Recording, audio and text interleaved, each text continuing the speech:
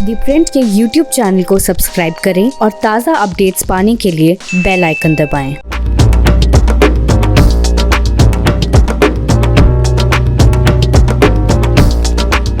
दिल्ली में मौसम गर्म है और मौसम के गर्म होने की दो वजह हैं।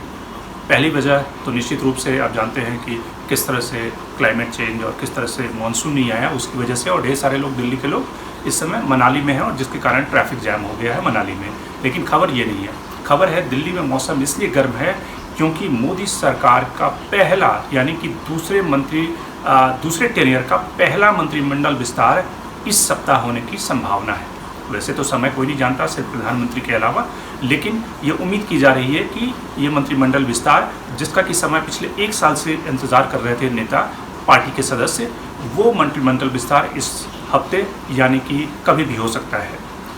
तो मंत्रिमंडल विस्तार चूँकि मोदी सरकार एक तरह से अपने दूसरे टेनियर का तकरीबन आधा समय व्यतीत कर चुकी है, आधा समय खत्म हो चुका है, और जो मंत्रिमंडल विस्तार होगा, कैबिनेट रिशफल होगा, उसकी गूंज न केवल आने वाले कई विधानसभा चुनाव तक होगी, वहाँ के कास्ट अर्थमेटिक, पॉलिटिकल अर्थमेटिक और साथ ही 2024 का जो लोकसभा चुनाव होगा उन सबको ध्यान में रखकर किया जाएगा। तो प्योर पॉलिटिक्स में बात कैबिनेट रिशफल की।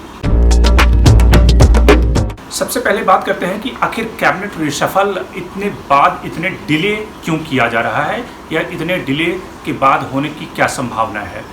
उसकी पहली वजह तो ये थी कि मोदी सरकार के पास कोई ऐसी पॉलिटिकल कंपल्शन नहीं था दूसरे टेनियर में, यानी 2019 में जब जीत कर प्रधानमंत्री नरेंद्र मोदी आए तो उनके सामने कोई ऐसा कंपल्शन नहीं था कि वो इमीडिएट रिशफल करें, क्योंकि इतना बड़ा प्रचंड बहुमत उनके पास में था। और उसके बाद फिर 2020 के बाद से पूरा देश या पूरा विश्व कोविड की चपेट में आ गया, कोरोना की चपेट में आ गया, और सरकार फायर फाइटिंग करती रही कोविड से लड़ने में। तो इसलिए जो कैबिनेट रिशफल होना था, कई राज्यों के विधानसभा चुनाव इसी के दौरान हो गए, कई राज्यों के विधानसभा चुनाव आने वाले सालों में होने हैं, तो इसलिए अब जो एक तरह से सरकार को मोहलत मिली है, कोविड के केसेस कम हो रहे हैं, हालांकि अभी भी कोविड के केसेस हैं, लेकिन वैक्सीनेशन पे सरकार का ज़्यादा जोर है, वैक्सीन लगनी शुरू हो गई है, और तो इसलिए सरकार के पास जो विंडो बचा है कि वैक्सीनेशन तेज़ी पर है और थर्ड वेव आ जाए उससे पहले कैबिनेट रिशफल किया जाए, क्योंकि आने वाले सालों में यानी कि अगले साल कई राज्यों के विधानसभा चुनाव है, जिसमें 7 राज्यों के विधानसभा चुनाव है, जिसमें यूपी उत्तराखंड से लेकर 6 राज्य ऐसे हैं जहां पर बीजेपी की सरकारें हैं। पंजाब को छोड़कर ज़्यादातर जगहों पर बीजेपी की सरकारें हैं। तो वहाँ के चुनावी परिदृश्य को बैलेंस करना, साथ ही 2023 के विधानसभा चुनाव जिसमें कि हिंदी हर्टलैंड के कई सारे राज्य होंगे, और उसके बाद 2024 का लोकसभा चुनाव। तो यानी कि मोदी 2 का जो कैबिनेट रिशफल होगा वो न केवल विधानसभा चुनाव को टारगेट करके किया जाएगा, बल्कि लोकसभा चुनाव के लिए एक तरह से कह सकते हैं कि ड्रीम टीम का गठन होगा, और उसमें कई सारे ऐसे दावेदार भी हैं जिनकी बदौलत एक तरह से बीजेपी ने सरकार बनाई, जिसमें कि ज्योतिरादित्य सिंधिया जो पिछले 1 साल से इंतज़ार कर रहे हैं केंद्रीय कैबिनेट में मंत्री बनने के लिए। तो पहली वजह ये है। दूसरी वजह ये है कि कई सारे मंत्री हैं जिनके पास पहले से ही ओवरबर्डन है, जैसे हरदीप पुरी के पास 3 मंत्रालय हैं इस समय, जिसमें कि न केवल वो सिविल एविएशन के मंत्री हैं, नागरिक उड्डयन मंत्री हैं, बल्कि हाउसिंग का, अर्बन डेवलपमेंट का डिपार्टमेंट उनके पास है। कॉमर्स मिनिस्ट्री में भी वो जूनियर मंत्री हैं। पीयूष गोयल के पास न केवल रेल मंत्रालय है, कॉमर्स मंत्रालय है, बल्कि पीयूष गोयल के पास जो जिम्मेदारी है उसमें कंज्यूमर अफेयर्स का भी, जो कि रामविलास पासवान के निधन के बाद जो मिनिस्ट्री खाली हुई, तो वो मिनिस्ट्री भी उनके पास में है। नरेंद्र सिंह तोमर काफ़ी ओवरबर्डन मिनिस्टर हैं कैबिनेट के, जिनके पास एग्रीकल्चर, रूरल डेवलपमेंट, पंचायती राज, इसके अलावा जो हरसिमरत कौर बादल के रिजिग्नेशन के बाद जो मंत्रालय खाली हुई थी, वो मंत्रालय भी उनके पास में, फूड प्रोसेसिंग मंत्रालय भी उनके पास में है। इसके अलावा आप देखें कि बाकी जो ओवरबर्डन मिनिस्टर हैं, प्रकाश जावड़ेकर के पास एनवी मिनिस्ट्री है जो फुल फ्लेजेड मिनिस्ट्री है। इसके अलावा उनके पास इन्वायरमेंट एंड फॉरेस्ट है, और जो शिवसेना के कोटे से जो मंत्रिमंडल में अरविंद सावंत थे, उनके जाने के बाद जो मिनिस्ट्री खाली हुई है, हैवी इंडस्ट्री मिनिस्ट्री, वो भी प्रकाश जावड़ेकर के पास में है। इसके अलावा एक और मंत्री हैं रविशंकर प्रसाद, जिनके पास 2 मंत्रालय हैं, यानी कि टेलीकम्युनिकेशन, आईटी मिनिस्ट्री तो उनके पास है ही। इसके अलावा वो लॉ मिनिस्टर भी हैं, यानी कि 2019 के पहले जो लॉ मिनिस्टर और पीपी चौधरी हुआ करते थे उनके पास भी ये मंत्रालय था। उसके बाद से कैबिनेट रिशफल नहीं हुआ तो उनके पास भी मंत्रालयों की एक तरह से ओवरबर्डन मिनिस्टर हैं। तो एक तरह से कहीं प्रधानमंत्री अपनी रिस्पॉन्सिबिलिटी को और इन मंत्रियों से लेकर दूसरे नए मंत्रियों पर भी डेलीगेट करेंगे। लेकिन जो उससे बड़ा कारण है, वो सबसे बड़ा कारण है रिशफल होने का, कि आने वाले विधानसभा चुनाव जहाँ पे होने हैं वहाँ के कास्ट अर्थमेटिक को बैलेंस करना और 2024 के लिए एक तरह से डेलीगेशन वर्क, नई टीम का गठन करना। अब इसमें जो रायसीना हिल पे इस समय गॉसिप है, जो सबसे गर्म है, कि कौन कौन से प्रोबेबल्स, कौन कौन से मंत्री हैं जो आ सकते हैं। अभी जो मंत्रिमंडल का जो आकार है वो 53 यानी कि 53 मंत्री हैं केंद्रीय कैबिनेट में, जो कि ये संख्या 81 तक हो सकती है। तो यानी कि इसमें अभी काफ़ी गुंजाइश है और 20 से 21 मंत्रियों को इस मंत्रिमंडल में शामिल किए जाने की संभावना है।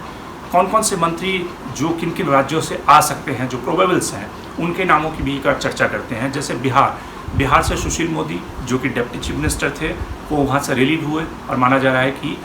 उन्हें मंत्रिमंडल मिल सकता है। लेकिन उनके पक्ष में ये बात जाती है कि वो जीएसटी काउंसिल के चेयरमैन थे,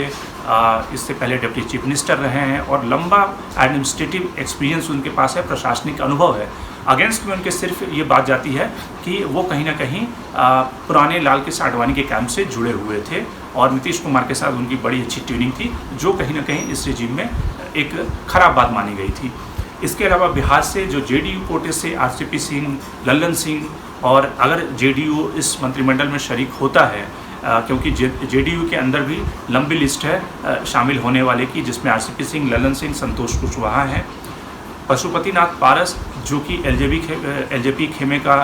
तख्ता पलट उन्होंने किया है, चिराग पासवान को हटाया है, वो मंत्रिमंडल में आएंगे। इसके अलावा जो यूपी चूँकि सबसे महत्वपूर्ण स्टेट है जहाँ पर कि चुनाव होने हैं, तो वहाँ से अनुप्रिया पटेल आएंगी और यूपी से 1-2 मिनिस्टर के आने की और संभावना बन सकती है, क्योंकि शिवप्रताप शुक्ला जो पहले एमओएस फाइनेंस थे उनको हटा दिया गया था। तो हो सकता है कि कोई एक नया चेहरा यूपी से और आए। इसके अलावा मध्य प्रदेश से राकेश सिंह के नाम की चर्चा है, जो कि अमित शाह के बेहद करीबी माने जाते हैं और इससे पहले पार्टी के अध्यक्ष भी थे। क्योंकि हो सकता है कि वहाँ पे थावरचंद गहलोत जो हैं सोशल वेलफेयर मिनिस्टर, उनको ड्रॉप कर दिया जाए। वो हो सकता है कि नेक्स्ट लाइन ऑफ गवर्नर्स की रूप में वो शपथ लेंगे, तो उनको ड्रॉप करके राकेश सिंह को वहाँ पे लिया जा सकता है। इसके अलावा जो मिनिस्टर आने हैं उसमें ज्योतिरादित्य सिंधिया तो निश्चित रूप से हैं, सर्बानंद सोनोवाल जो कि असम के मुख्यमंत्री थे और उनकी जगह हेमंता बिस्वा शर्मा को मुख्यमंत्री बनाया गया है, तो सोनोवाल एक तरह से असम को रिप्रेजेंट करेंगे। इसके अलावा तीरथ सिंह रावत जो कि अभी मुख्यमंत्री पद से हटे हैं, चूँकि उत्तराखंड में चुनाव है, उत्तराखंड को बैलेंस करने के लिए तीरथ सिंह रावत कैबिनेट में शामिल हो सकते हैं। महाराष्ट्र से नारायण राणे जो कि पहले भी मुख्यमंत्री रह चुके हैं और बीजेपी में शामिल हैं, राज्यसभा के सदस्य हैं, उनके नामों की चर्चा है। पंकजा मुंडे जो गोपीनाथ मुंडे की बेटी है और साथ ही ओबीसी जाति समूह से आती है और बीजेपी का इस समय खासा जोर है महाराष्ट्र में ओबीसी कास्ट पे, तो इसलिए पंकजा मुंडे आ सकती हैं वहाँ से। इसके अलावा हिना गवित के नाम की भी चर्चा, हिना गवित भी मंत्रिमंडल में आ सकती हैं। लद्दाख से रिप्रेजेंटेशन हो सकता है, जो लद्दाख से युवा सांसद हैं जामयांग, उनकी एंट्री हो सकती है, चूँकि जम्मू कश्मीर पे काफ़ी ज़्यादा सरकार का ध्यान है और लद्दाख एक अलग यूनियन टेरेटरी बना है, तो वहाँ से जामयांग की जो एंट्री होगी वो एक अलग से मैसेज देगा, एक नैरेटिव को जन्म देगा, तो इसलिए जामयांग की भी एंट्री हो सकती है। भूपेंद्र यादव जो कि बीजेपी के जनरल सेक्रेटरी हैं, उनके नाम पे अभी तक असमंजस है कि क्या प्रधानमंत्री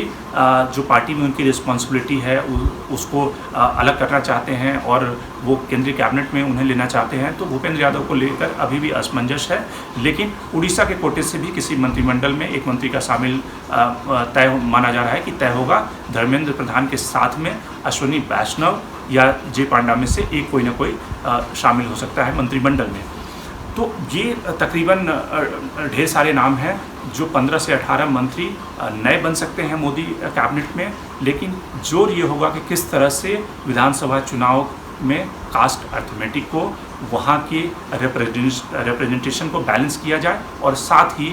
जिस तरह से 2024, क्योंकि मोदी सरकार के सामने जो चैलेंजेज हैं, कोरोना कोविड के बाद इकॉनमी सुस्त पड़ी हुई है, इकॉनमी में तेज़ी लानी है, एक नया नैरेटिव को जन्म देना है, और ख़ास करके जिस तरह से कोविड मिसमैनेजमेंट पे एक क्रिटिसिज्म हुआ प्रधानमंत्री का और सरकार का, तो उस नैरेटिव को धोते हुए इकॉनमी को ट्रैक पे लाने की एक जिम्मेदारी होगी, एक चैलेंज है, और उसके लिए प्रधानमंत्री अपने ड्रीम में एक तरह से तब्दीली करने का मन बना चुके हैं। और ये समय जो है वो माना जा रहा है कि इस हफ्ते वो मंत्रिमंडल विस्तार हो सकता है। Shankar Animesh, the print.